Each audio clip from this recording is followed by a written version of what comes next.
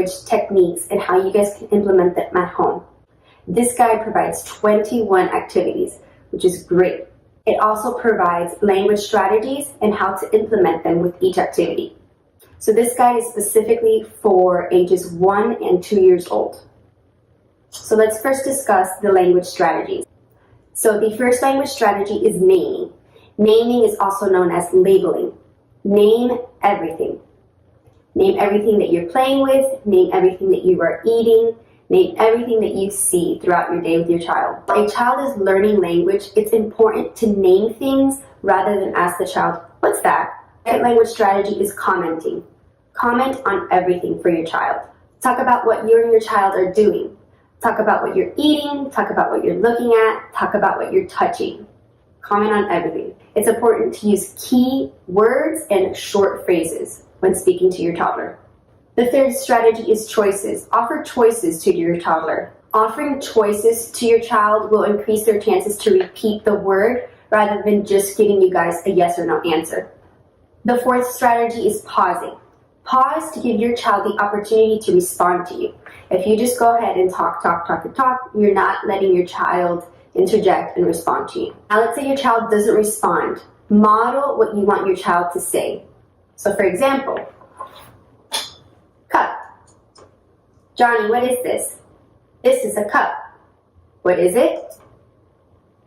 Pause and say cup. It's extremely important to follow their lead. Talk about what they like, play with the things that they like, and name the things that they like. By continuing to follow with their lead, model and copy what your child is saying and doing so that they get the idea that they have to copy and model what you're doing. The next strategy is called copy and add. Go ahead and copy what your child said, but add a word to make it into a phrase. The next strategy is pretty important, and speech therapists usually implement this in therapy.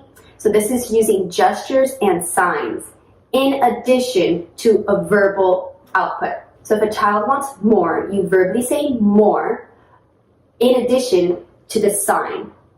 So sorry if you guys can't see this. So this is the sign for more. The next language strategy is say it again and again and again. Repeat, repeat, repeat, like I'm always saying. Children learn best with repetition. The next language strategy is reducing your questions.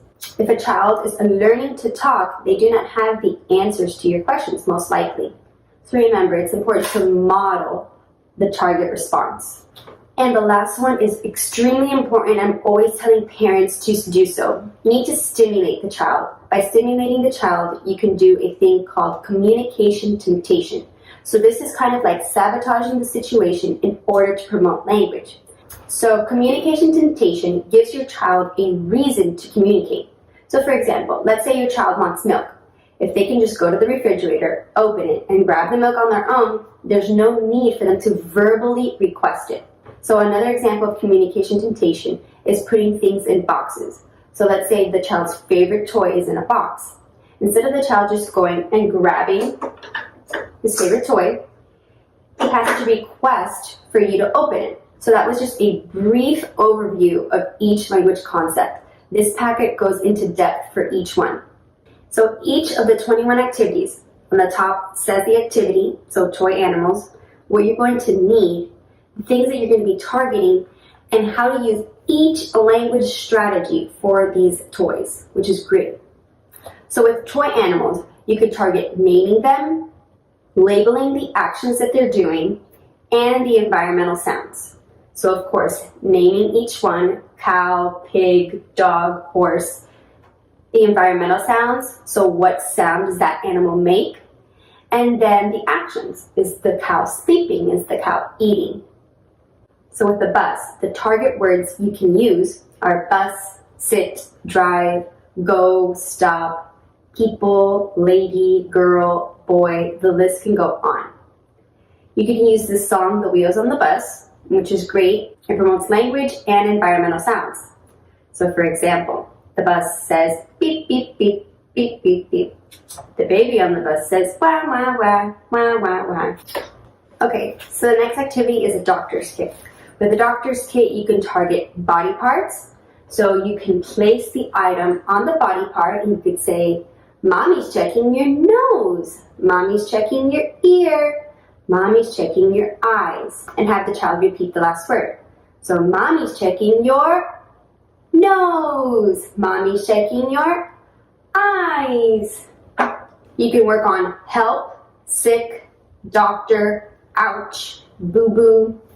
Now let's say you're introducing a toy doll. With the toy doll, you can say, uh-oh, baby's knee hurts. So knee hurts, elbow hurts, hand hurts, ouch.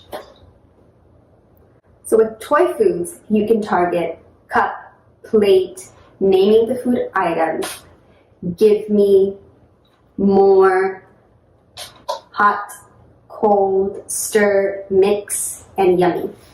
So again, it's always important to do these during play.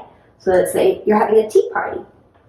So pour, cup, drink. Mommy's drinking. Drink. Let's say I'm eating. Hump, hump, eat. So again, you can work on give me. There's two different ways to do the gesture for give me. It's totally up to you. Some people just do it like this. Give me, give me. Other people do it like this. Give me, give me. So up to you how you want to implement it at home. So you could say, give me cup, give me cup. And then hopefully the child will give you the cup. So last activity I'll be discussing are puzzles. So puzzles are great because you could work on the actual items of the puzzle. You can work on give me, more, put in, put on, take off, and all done. So you can first take all the pieces out, give the puzzle to the child, and then model the target. So let's say you want the child to say give me. So give me, give me, give me. If the child doesn't do it, you could do hand over hand, and then you could either touch their mouth so that they can look at you and understand that they have to verbally repeat what you're saying. Once they do so, or at least do something similar to what you're asking to, give it to them so they feel like they're being rewarded. And just do that over and over again. Of course, you could go ahead and name the things. So, A. So the last major point I want to discuss are songs and rhymes. Songs and rhymes are great because whatever the song is, you can use things to go along with it. So there's gestures for a lot of these songs. There's a lot of environmental sounds. There's a lot of common object naming in these songs. So again, like the wheels on the bus, you're naming all parts of the wheels. You're doing environmental sounds. Oh, MacDonald had a farm. You're naming the farm animals. You're also doing the environmental sounds. Another awesome nursery rhyme is head, shoulders, knees, and toes. You're working on naming those common body parts.